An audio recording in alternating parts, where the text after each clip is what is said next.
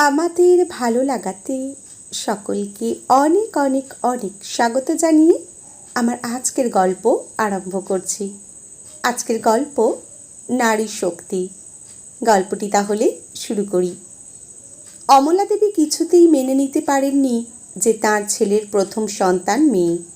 তিনি মনে প্রাণে চেয়েছিলেন তাঁর ছেলে বিনয় ও বৌমা বসুধার প্রথম সন্তান হবে ছেলে, যে হবে অমলা দেবীর বংশের প্রদীপ।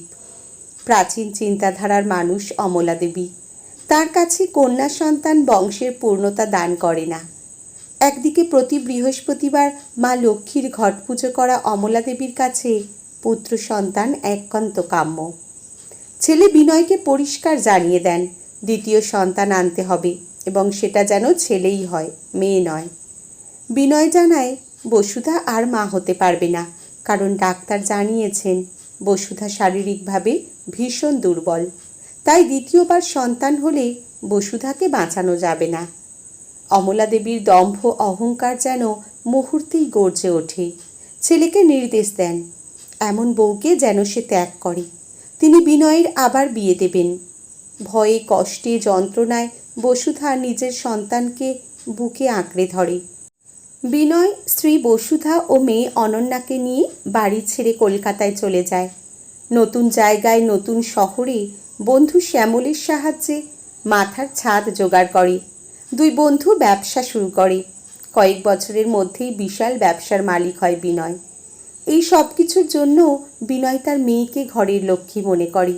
বিনয় ও বসুধার স্নেহ ভালোবাসায় বড় হতে থাকে তাদের মেয়ে অনন্যা।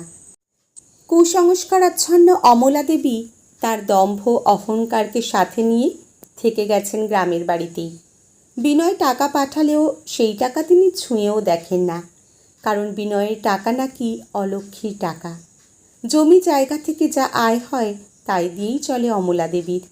মাসে একবার করে বাড়ির পুরনো বয়স্ক কাজের লোক সতীশদা আসে। সতীশদা মাঝে মাঝে দুঃখ করে বিনয়ের কাছে বলে যে তাদের গ্রামে একটা ভালো হাসপাতাল দরকার। মা বোনেদের সব থেকে বেশি প্রয়োজন।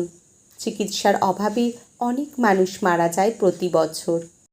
বিনয়ের মেয়ে অনন্যা আজ নামকরা গাইনোকোলজিস্ট। সতীশ কাকুর কথা অনন্যার মনে দাগ কেটে যায়। বাবা মায়ের অনুমতি নিয়ে এবং কয়েকজন ডাক্তার বন্ধুর সহযোগিতায় অনন্যা তার জন্ম ভিটে আশা দিঘি গ্রামে গড়ে তুলেছে একটি হসপিটাল। গ্রামের মেয়ে বউ থেকে বয়স্ক মানুষরা, নারী পুরুষ নির্বিশেষে সকলে শারীরিক কষ্ট থেকে মুক্তি লাভের পথ খুঁজে পেয়েছে। অসংখ্য মানুষের আশীর্বাদের হাত আজ অনন্যাদের মাথায়। ধীরে ধীরে চোখ খুলেছেন অমলা দেবী। গতকাল রাতে বুকের যন্ত্রণা হওয়ার জন্য সতীশদা নিয়ে এসেছেন এখানে। কুসংস্কারে বদ্ধ চোখ দুটো আজ খুলে গেছে অমলা দেবীর। তার সামনে দাঁড়িয়ে তাঁরই বংশের প্রদীপ, বংশের লক্ষ্মী অনন্যা, অমলা দেবীর নাতনি।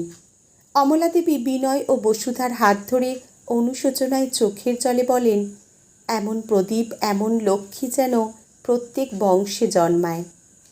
বলতে খারাপ লাগছে, আজও ঘরে ঘরে এমন অনেক অমলা দেবী আছেন যারা নিজে নারী হয়েও মনে করেন কন্যা নয়, পুত্র সন্তানই বংশের প্রদীপ। একটু ভেবে দেখা উচিত যে স্বয়ং ঈশ্বর যেখানে তার সৃষ্টির ভেদাভেদ করেন না, সেখানে আমরা মানুষরা ভেদাভেদ আনব কেন? বংশের প্রদীপ হোক শুধুই একটা ফুটফুটে প্রাণ, কোনো পুত্র বা কন্যা নয়। আজকের গল্প এখানেই সমাপ্ত। কলমে শ্রীপর্ণা পাল, পাঠে জয়তী। ধন্যবাদ।